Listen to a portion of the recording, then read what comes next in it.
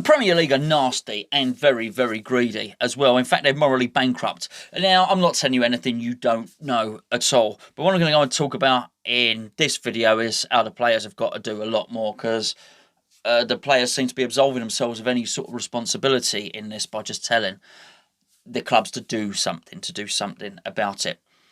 Just so as you know, the Premier League have refused. Mike Ashley has asked them to immediately reduce the fee from $14.99 for a game to $4.99, fiver for pay-per-view.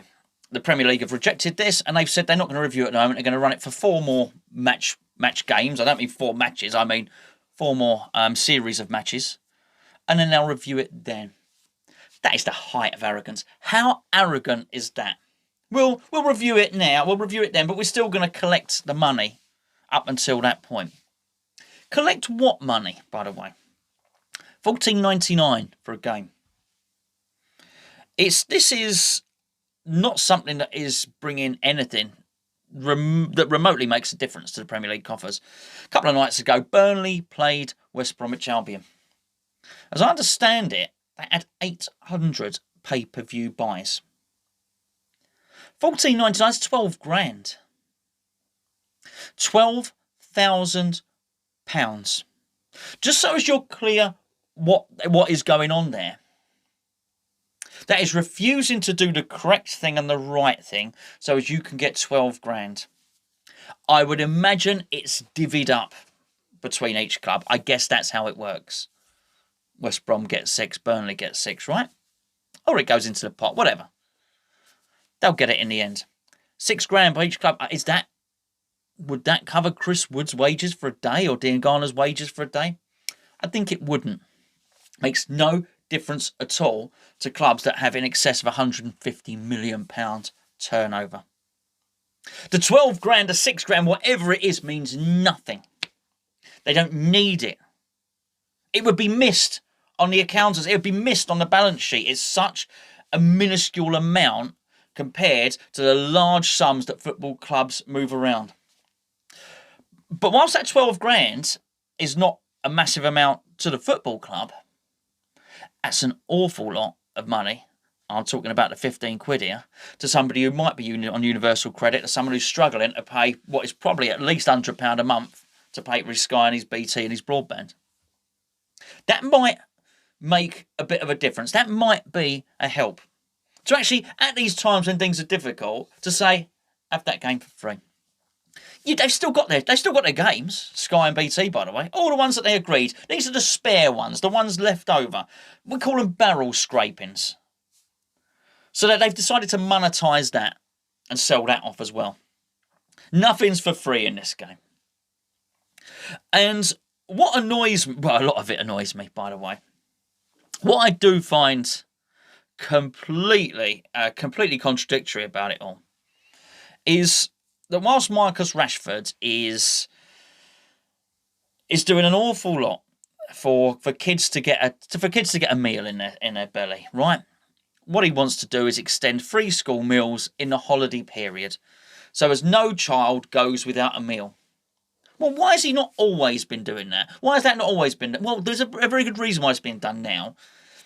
It's because the economy is suffering. It's because people have lost their jobs. We're at record high unemployment. It's because Marcus Rashford recognises that a lot of children, their mums and their dads, will have lost their jobs.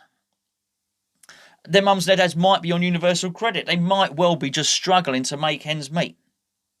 So what he says is give them a meal. Well, do you know what the Premier League also says? Oh, we support that. We're fully behind you, Marcus. We think they should be given a free meal as well. And whilst they're happy to see the young kid get the free meal, they'll still go at the weekend and charge their mum or dad 15 quid to watch a game, which really they could give away for free.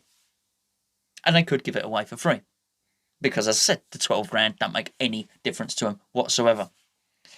Even if it wasn't. Now, I'm aware, by the way, that Burnley versus West Bromwich Albion is not Manchester United versus the Harlem Globetrotters. I understand this. But even if it was 10 times more, even if it was £120,000, you're still selling your soul. It still makes no difference. Look what Manchester United did with Alexis Sanchez. What was it, £500,000 a week? 120 grand is nothing. They don't need it. They don't need to do it. And the funny thing is, when Mike Ashley suggested it, I noticed that old thing that always crops up. That thing about not being able to change your mind. It's weakness to change your mind. So it was reported, and Sky and BT and TalkSport and BBC, and they all said, oh, Mike Ashley wants it reduced, but he voted for it in the first place. They reported it with a negative tone. Like he couldn't change his mind. Now, I know it's not popular to support Mike Ashley. I understand this. But at least allow him to change his mind. If he's taken a look at it and said, you know what, it's too much, we need to change it. If what's happened is the Newcastle fans all giving their $14.99 to the food banks has shifted Mike Ashley's outlook, so he's now realised that it's a bad thing to do, well, that's good. Yeah, because that's what we need the Premier League to. We need them to change their mind. And they're not. So don't beat up on Mike Ashley, who has changed his mind. No, it's not every club. There are a number of clubs, I think ours included, quite possibly, who want this taken down to $4.99. I still think they should give it away for free, by the way. But it's not enough. It's not enough to do this. Yet still the Premier League is saying, no, we'll review it in four games, in 4 matches' time. And as I understand it, Leeds have also been given their money to food banks, just so as we're clear. I might not have explained it very well. Rather than pay the $14.99 to watch your team play, what you do is you give the $14.99 to the local food banks. We've got one as well. It's Newham Food Banks. It's run, and well, I would say run, he probably won't like that if I say run. A massive influence in that is my mate John, who's a West Ham fan. And it's West Ham helping Newham Food Banks. So we've got our own, and the link for that will be under this video. If you decide you don't want to pay the Premier League to watch West Ham v Liverpool, and you want to donate to the food bank, Newham Food Banks, I can tell you now, is my mate John. He'll make sure the money goes to good causes. I've met the people from the food banks. I've been there 2 or 3 times, and these are great people trying to do a great job and trying to put food in people's mouths. But whilst this is all going on, there's something else happening. Because we don't, as I said, the clubs do not really need this money. This is it's pure tokenism. When you are bringing in £160 million a year in turnover, and those are the very lowest clubs, a few grand here or there is not that important. It's the message it sends out, and it's sending out the wrong message. Yet when it's pointed out to the Premier League that they're sending the wrong message, they sit there like this. Well, if we can't see you, you can't see us. La la la la la la la la. That's what they're doing. Reminded me, funny enough, of our mob. When there was 8,500 fans outside the stadium protesting. You'd think, say something. Acknowledge it. Say, look, we know you're there. We're clearly something wrong. We need to open up some dialogue. We need to do some things. Don't just do that. And that's what the Premier League are doing at the moment. And they're coming out with all these platitudes. They say a lot of nice things, the Premier League. They say a lot of nice things. Say a lot of nice things about fans, a lot of nice things about poverty, a lot of nice things about race. They say a lot of nice things, and they do very little. They make gestures. That's what they do, and they do nothing. And something needs to be done. And something needs to be done by the players. Because it's not enough. The reason that there is an entity like a football club who can have £150 million turnover and still report a loss is because most of the money goes to the players. The players seem to be lauded for taking a deferral. They still got their money. The players didn't miss out on anything. In the end, they played the game, so they still got their goal bonuses and their appearance bonuses anyway. I'm not saying none of the players do good things. Marcus Rashford is charitable. Mark Noble is charitable, gave some money to a hospital. But I dare say Mark Noble was giving money to good causes before COVID-19. It doesn't help. What needs to help is the wage bill needs to come down. Because I'm doing half as much work as I normally do. There's a lot of you there, and I've read the comments, who are sat at home not working. There's a lot of businesses gone under. There's a lot of people lost their jobs. There's a lot of people signing on.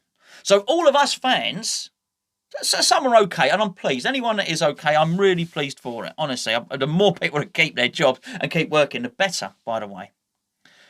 But it's the fans that have been impacted. It's the man on the street that's been impacted by the coronavirus. The players are still multi-millionaires. And I wouldn't ask the players to give up all the trappings of their wealth. It wouldn't take much, a 20% cut. Honestly. Can you not, for a little while, have £100,000 a week? Will 80 do? Please, will 80 do? Because what it'll actually do is it'll make a lot of difference to the clubs, who in turn, hopefully, if the right decision is made, won't then still try and fleece the fans for a product they should be getting for free anyway. As a goodwill gesture. Because times are tough, because times are hard, because unemployment's at a record high, because it may well be criminal to go and see your family this Christmas and people are a little bit depressed at the moment, it might be the nice thing to do. Having fleeced us as fans for the last 25 years, the Premier League I'm talking about, it might be nice to actually offer something back for free. We've had these times. You look at West Ham, are a club that, they can charge, what is it, 700 quid to be a mascot? I'm not overly digging out West Ham. I just think the players have got a massive role to play here. Because it's been seen. The fans protesting does nothing. Don't make them change their minds. The fans deciding not to pay for the games and give their money to food banks does nothing. You would think anybody with any sort of moral compass would look at that in the Premier League and go, actually, we've got this wrong. Where is that person that's doing that? Well, it's Mike Ashley, as name but one. But I mean collectively. For the Premier League to say, we've got this really wrong. The fans are not giving us the money, and they're giving their money to the poor, and they ain't got much money themselves. We've got this very, very wrong. But to brazenly continue their daylight robbery and say, no, we're not refusing. We've made up our minds. It's going to run for at least another 4 games. We might look at it then. It's the absolute height of arrogance. They're not going to do anything. The players need to force them into it. I don't hold out much hope, but I don't see the players being called out enough on this. I really don't. I'm not talking about the first-year scholar who's on 500 quid. I'm not talking about that. I'm talking about millionaire players. Their wages were deferred. Apparently, our owners put in a £30 million rights issue or share issue. That's all been taken up by wages. The injection of capital into the club has no benefit whatsoever. What it did was it allowed the players to keep earning tens of thousands of pounds every single week. And we love the players. Us as fans are a little bit responsible because we demand more players. We demand, if someone's not about to sign, someone wants 70 grand a week, we're only offering 50, you think, come on, give them another 20, give them another 20. And it's the same thing. It's the same thing when we play Liverpool. That's why the clubs know they got us. We play Liverpool on Saturday. We're going to think, well, we want to do the right thing. We want to send a message to the Premier League. I'd really like to see that game. It's my team. Because it's your team, it's your love. And they know it. But the players need to do something. The players need to step up here.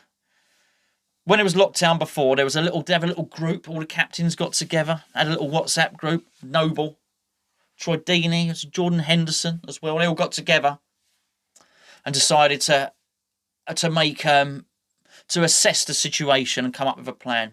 It was rubbish. It was rubbish. It fell well short of what needed to be done, which was, as I say, would be not a deferral, would be a pay cut.